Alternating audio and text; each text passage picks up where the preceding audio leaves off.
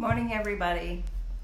So I was reading a scripture today that hit my heart that I wanted to share with you about something that came to me that I hadn't really noticed before. But it's the difference between light and darkness. And so just to tell you kind of a little story of what my mind is thinking. When I was in high school, I had a friend that a bunch of girls would go stay at her house. And when we would stay there, her parents had a house that we would go stay in the basement because she didn't want the girls upstairs because we were too loud. And when we went down into her basement, she didn't have any windows. And it was a big game room. And because of the way they built the house, it was really, really cool down there. So it was perfect in the summer when we were all off school to go to her house, go down into the game room, play games, watch movies, laugh, giggle, stay up half the night, all that stuff. And what you noticed when you were down in the basement is that when she would turn off the light, that it was literally completely pitch black in the room. And the way they built the house, that you couldn't even see the light from the top of the stairs. That literally it was so black that you couldn't even see your hand in front of your face. And so I think of that example about the difference between the light and the dark, because when I was in her basement and I couldn't see my hand in front of my face, it was completely pitch black. And then literally people would say, sometimes some of the girls would get scared and they'd say, hey, turn on a light or turn on something so that it's not so dark, because it was true darkness. And when she would turn on the light, it would be like, oh, okay, just hit a switch. But when you think about light, we need light to see, right? And light comes from different sources. They're called light sources. And our main natural light source is the sun. And other sources of light are like fire, stars, or man-made light sources like light bulbs and torches, things like that. But light actually comes from giant clouds of dust, the cool red stars, or even planets. And on Earth, it can come from anything that's warm, including living things, like us. So visible light is a narrow region of the spectrum. And so why am I bringing this up, the light versus the dark? Because I want you to have that example in your head as we talk about the scriptures, because Jesus talks about in John 1, he says, in him was life, and that life was the light of all mankind. The light shines in the darkness, and the darkness has not overcome it. And that intention of that scripture is that Jesus is the life and is the light of all mankind. And he came into the darkness of this world and of what Satan had set up in this world to overcome it. And in John 12:46, he says, I have come into the world as a light, so that no one who believes in me should stay in darkness. And when we study the Bible with people, a lot of the times that we'll do studies about the light and the dark. And we'll talk about the difference of being in the dark versus being in the light. Similar to my girlfriend's basement, where you can hit a switch and go into the light. Same kind of concept, where Jesus is that light. Jesus is the one that you have to come to and go through to come into the light. And that I don't think any of us really want to admit or want to accept or want to believe that we're in the darkness. Nobody wants to believe they're in the darkness. But the Bible does tell us that we are in the darkness until we come into the light that Christ brought to the world. So when you think of it from that perspective, think about, okay, if I'm in darkness, and even though I'm looking at you or talking with you, I'm in darkness. That means I'm blinded by things around me. I'm blinded by myself. I'm blinded by my sin. I'm blinded by the things that are happening in this world. And until I have that light of Christ that turns on the light for me, that I can't see clearly, that I can't see myself clearly, I can't see other people clearly, I can't really see the situations I'm in clearly. And so when you have that perspective, it kind of changes your attitude. You don't look at things the same way, because you're like, hey, I don't need to assume things anymore. I need to question, is this really true? And am I really doing the right thing? And is this something that is of God or pleasing God? Or am I operating in the darkness? Because that's where I'm at if I'm not living through Christ.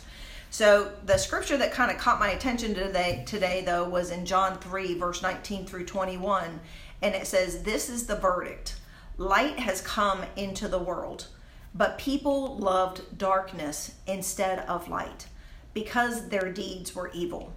Everyone who does evil hates the light and will not come into the light for fear that their deeds will be exposed. But whoever lives by the truth comes into the light, so that it may be seen plainly that what they have done has been done in the sight of God." And I've read that scripture a lot of times.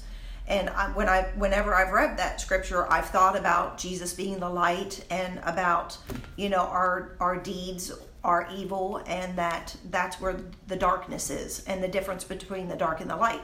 But for some reason today, what hit me is in the middle of verse 20, when it says, "Everyone who does evil hates the light and will not come into the light," and this is what got me, "for fear that their deeds will be exposed." So for fear that, what are you not coming into the light because of the for fear that?